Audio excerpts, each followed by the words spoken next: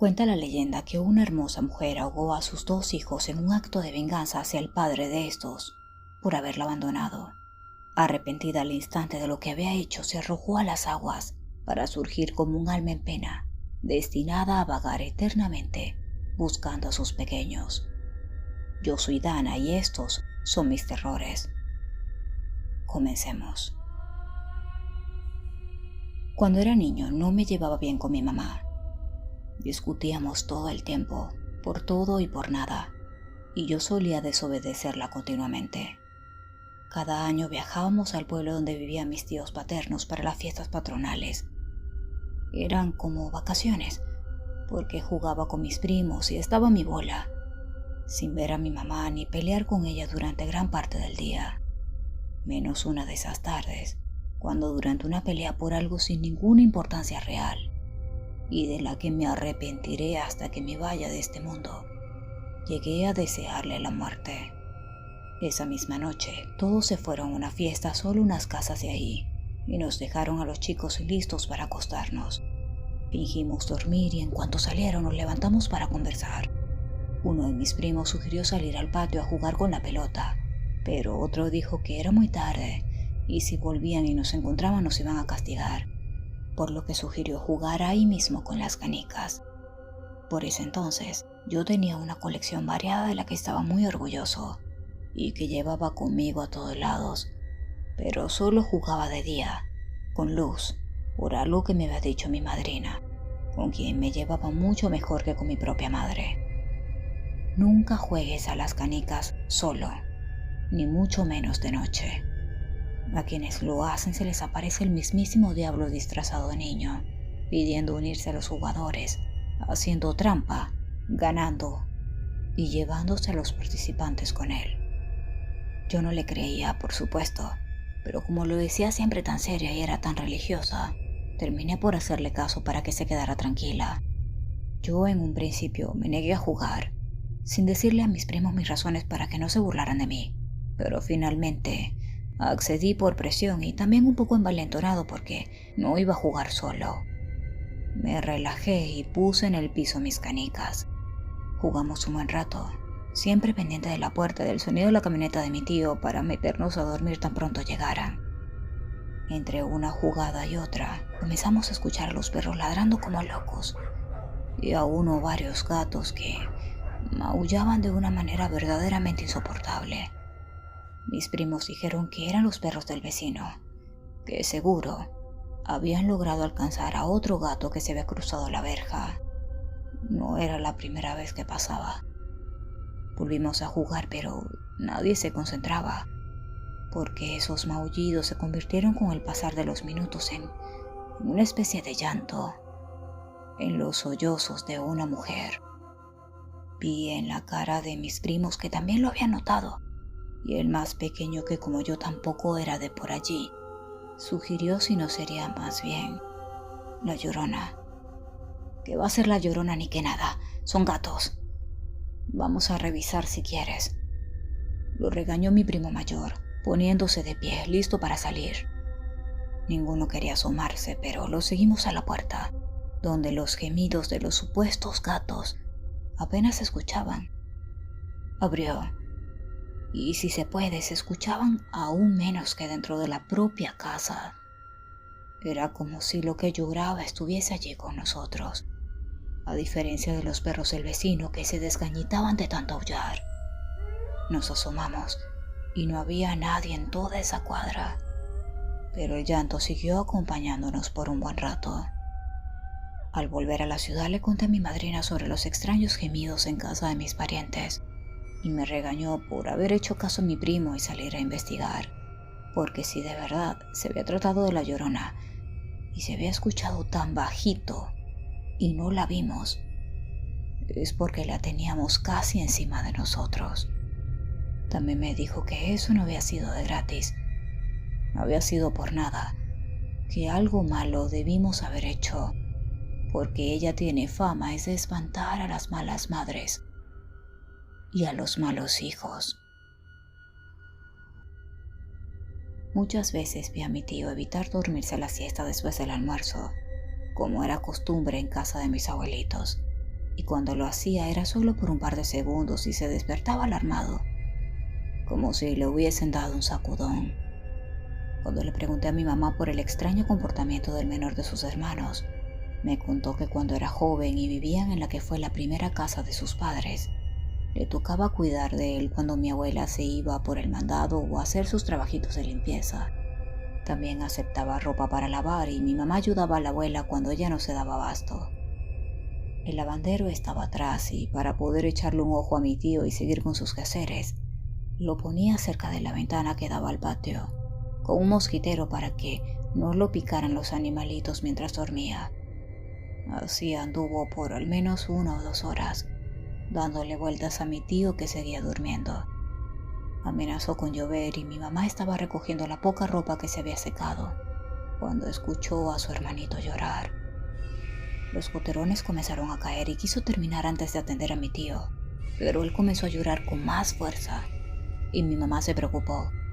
Entró corriendo a la casa y se quedó parada en la puerta, porque junto a la ventana, levantando el mosquitero, con los brazos extendidos hacia su hermano, había una mujer. Ella dice que no sabe si la señora la miró o no porque no le pudo ver la cara.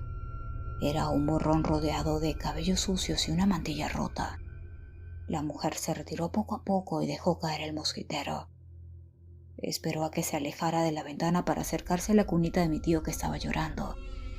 Y cuando lo hizo quedó muy confundida, porque él tenía los ojos cerrados. Estaba dormido, pero el llanto de bebé se seguía escuchando muy fuerte. Mi mamá se escondió en el cuarto de mis abuelitos con mi tío en brazos hasta que ellos regresaron a la casa y les contó sobre la loca que estaba rondando, berreando como si fuera un niño pequeño. Mi abuela fue la que le dijo que esa había sido la Llorona, que le habían dicho varios vecinos que le habían visto cerca de la quebrada y que había intentado llevarse a mi tío al verla solo. Mi mamá dice que ella no volvió a ver a esa señora, aunque igual cuidaba mucho a su hermano hasta que se hizo grande. Lo bautizaron apenas pudieron y lo llevaba mucho a misa, para cuidarlo de la Llorona y de las brujas también, según decía mi abuela. Nunca le contaron a mi tío la historia de lo que había pasado esa tarde. A pesar de ello, cuando aprendió a hablar, solía decir que le tenía miedo a la mujer que lo espiaba por la ventana de su cuarto, a una señora vestida de negro que esperaba que se durmiera en las tardes para gritarle al oído, y esa era la razón por la que nunca podía tomar sus siestas en paz. ¿Tienes historias de terror? Si es así, escríbela en los comentarios o envíalas a la dirección de correo que verás en pantalla y que también encontrarás en la cajita de descripción. Me encantaría darle forma a tus escalofriantes experiencias. Por ahora, continuemos. Vivo en El Paso, Texas, y aquí la población latina es abundante. Muchas de sus creencias y costumbres son moneda común de cambio, incluyendo algunas de sus leyendas y fantasmas. Una noche ya muy tarde regresaba a mi casa y vi el auto de Felipe, un amigo, al costado de la carretera. Me detuve y lo vi salir. Me miró como si los mismos ángeles me hubiesen enviado. Se le había pinchado una llanta y tenía problemas para aflojar los pernos, porque las manos no dejaban de temblarle. Intenté hacerlo yo, pero me insistí en subir al auto y partir en ese mismo instante de allí. Él regresaría a primera hora de la mañana con su papá. Un llanto horrible, muy lastimero, se dejó ir por la carretera. Vacía. Felipe se puso blanco. Estábamos cerca de uno de los puntos fronterizos con México, bordeado por un río. Mi amigo miraba nervioso, pero allí no había nadie. Pensé que era una mujer con algún problema y le dije a Felipe que nos acercáramos a los patrulleros para hacer un reporte. Él negó con la cabeza, empujándome al auto. No, hombre, no, eso no es una mujer. Es la Llorona. Cuando me accidenté se escuchaba cerca, pero ya no. Y eso no es bueno. Yo ya había oído hablar de ella, de Weeping Woman. Supuestamente se aparecía siempre llorando, preguntando por sus hijos muertos. Pero nunca pensé que Felipe, viviendo por tanto tiempo en los Estados Unidos, fuese a creer que un fantasma de su país se iba a aparecer de pronto en plena carretera. El llanto a veces se escuchaba muy lejos y a veces se escuchaba como si estuviese junto a nosotros. Era de verdad muy extraño. Mi auto, que antes de estacionarme funcionaba perfectamente, ahora se negaba a encender.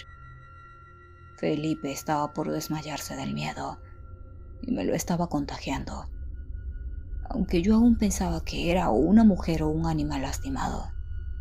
Felipe solo veía hacia el río, como en estado catatónico, y yo seguí su mirada. Acercándose peligrosamente al borde, iba una mujer, un celaje blanco que parecía flotar. Más atrás, apareció un patrullero gritándole la voz de alto. Él iba a caballo, galopando a toda velocidad. Ella iba a pie, pero él no era capaz de alcanzarla. Frenético, giré las llaves en el contacto hasta que el motor volvió a la vida y aceleré, sin que pudiéramos presenciar el fin de la persecución. Ahora, cada vez que conduzco de noche o cada vez que vuelvo a casa, voy con la música a todo volumen, por si algún día me la vuelvo a encontrar, no tenga yo que oír ese lamento tan espantoso.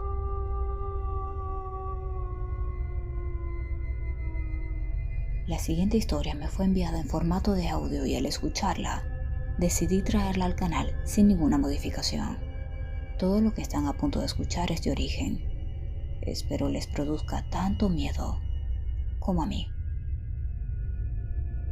Esta historia le sucedió a mi abuelo. Él nos cuenta que cuando él vivía en Querétaro, en un pueblito muy alejado, sin servicios, para llegar a la zona, digamos, con mayor civilización, les tomaba alrededor de 2 horas a pie. Mi abuelo le gustaba darse a la bebida de vez en cuando, pero sí lo hacía copiosamente cuando podía. Tan así que mi abuelo pues prefería mejor no llegar a la casa a enfrentarse a la furia de mi abuela. Sin embargo, él, ya sea que se quedara en la pulcata, en la cantina, en casa de algún otro amigo, o incluso fuera de su misma casa que no lo dejaran entrar, siempre estaba en compañía. 2 perros que él encontró de niño, de nombre Canelo y Tobías. Una vez volviendo de una de sus borracheras, le ganó la noche en el camino. Él nos cuenta que se escuchaban murmullos, ruidos, como si en los árboles hubieran personas mirándolo. Decía que sentía que lo iban siguiendo, que lo miraban desde arriba. Solo la luz de la luna alcanzaba a alumbrar las copas de los árboles y él se guiaba sobre todo por sus perros que iban al frente de él. En esa ocasión encontró la puerta cerrada, a pesar de que tocó y pidió que lo dejaran pasar. Mi abuela se negó y tuvo que pasar el resto de la noche afuera. Se envolvió en su gabán y trató de conciliar el sueño. Él sentía que había algo o alguien que desde las sombras lo miraba y no lo dejaba dormir, además de que ambos perros estuvieron alerta todo el tiempo, no se acostaron junto a él, estaban de frente, sentados mirando hacia el camino. Le dijo mi abuela: vas a ver, cabrón, un día vas a venir todo borracho y te va a perder la bruja y a ver dónde acabas, como al José, ya viste dónde lo fueron a encontrar. Que lo va a andar perdiendo la bruja. Venía perdido él de pulque, se tropezó, rodó y lo fuimos a encontrar ahí en el canal hasta que empezó a apestar. A mí ni la bruja, ni el agual, ni el charro negro, ni la llorona. Vas a ver, un día de estos me voy a regresar buscándolo, a ver si es cierto que se me aparecen o me andan perdiendo. Llegó otra noche de juerga, pero esta vez sí iba preparado con su lámpara de petróleo. Sus perros lo aguardaban, iban despacio, al paso de mi abuelo. También notó que ambos perros iban bastante alerta a su lado, como resguardándolo, mirando hacia los sembradíos, hacia los árboles. De pronto se empezaron a detener y al momento en que los perros detuvieron el paso también lo hizo mi abuelo. Y dice que escuchó sonidos entre los matorrales, ruidos como si fuera un animal que los fuera siguiendo, Conforme iban avanzando entre veredas, arboledas, había un paso. Era antiguamente un río, pero en época de sequía simplemente era una cuenca vacía de unos 2 a 3 metros de alto, tomando en cuenta el paso de un puente de madera, el cual tenía que atravesar para llegar a casa. Estando cerca, empezó a escuchar un llanto, un sollozo. Él comenta que a lo lejos vio una silueta, una figura. Sin embargo, entre su borrachera y la noche, y él decía que solo veía una silueta. Cuando estuvo a cierta distancia pudo notar que era una mujer. Mientras más se acercaba, escuchaba este sollozo, como si estuviera a punto de romper en llanto. ¿Quién es? O sacó el machete. Al estar ya casi al pie del puente, notó que no había nada, no había nadie. Así que caminó. Al ir casi a la mitad del puente, escuchó un sollozo. Ayúdame, ayúdame. Cayendo del miedo, del susto, entre que se revolvió con el machete en la mano, quererse levantar rápido y buscar la farola, al levantarla, una silueta de una mujer vestida de blanco, indígena. Apenas se notaba que era una mujer entre tanta oscuridad y la luz tenue. En el momento en el que él comienza a recuperarse, intentar ponerse de pie, siente que algo lo jala de los pies. Saca a mis hijos. El Canelo brincó por enfrente de él y se puso a sus pies, ladrando y gruñendo, muy agresivo, muy violento, hacia esa sombra. Y la sombra repetía: Saca a mis hijos. Ayúdame. Dijo: ¿sacarlos de dónde? ¿Quién eres? Están ahí abajo. Sácalos. ¿Cómo que los saque? No hay nada allá abajo. Se cayeron al río. Ayúdame. Estás loca, mujer. El río está seco. En ese momento mi abuelo ya se estaba prácticamente reincorporando, sosteniéndose de la barandilla. Dirige el farol hacia lo que sería el rostro de esa mujer y se encuentra con una silueta de una mujer, cabello largo, vestida de blanco, pero con facciones como si fuera de un caballo, que le decía: ayúdame, sácalos. En el momento que mi abuelo tira un machetazo al frente de puro miedo, de pavor, de pánico, da pasos hacia atrás. Cuando por fin se reincorpora por completo mi abuelo y entre su borrachera, tambaleándose, siente que le agarran del brazo. Lo jala una mano fría y le decía: ayúdame. Ayúdame, que me ayudas. Con una voz gutural tan horrible. Para ese momento dice mi abuelo que la borrachera se le había bajado por completo. Él, cuando recobró cierta lucidez, cierta conciencia, iba corriendo, solo siguiendo a Tobías. Cuando buscó a Canelo, Canelo solo se escuchaba a lo lejos, ladrando, gruñendo. Él intentaba voltear y no lo veía, le gritaba, le chiflaba: Canelo, vente para acá, Canelo, vente. Mientras Tobías jalaba del pantalón a mi abuelo, siguieron corriendo y escuchaba cada vez más cerca el sollozo. Espérame. De pronto se encontró en la puerta de su casa. Tocaba desesperado, lleno de temor, mientras escuchaba al Canelo ladrar a lo lejos, como si siguiera peleando. Se abre la puerta. ¿Qué quieres, cabrón? Ya te he dicho que no te voy a dejar pasar cuando vengas así. No, déjame entrar. Te volviste a meter en un problema de borrachos, ¿verdad? Cuando mi abuela se dispone a reprenderlo severamente: ¿qué te pasó, viejo? ¿Qué te pasó? Es que, no sé, allá afuera, es que me venían siguiendo, me quiso jalar. ¿Pero qué te pasó en la cara? En los brazos estás todo rasguñado. Mi abuelo comenzó a inspeccionarse y efectivamente tenía rasguños en los brazos, las piernas, la espalda. Por todos lados tenía rasguños. Al otro día salió temprano, apurado, acompañado de Tobías, con una sola idea en la cabeza: encontrar a su perro. Desafortunadamente, dice que a unos 500 metros, lo que le horrorizó fue ver el semblante de su perro, una mueca de sufrimiento, de mucho dolor. Sin embargo, él sabía que había sido solo un segundo. Y fue la última vez que mi abuelo retó a fuerzas que desconoce.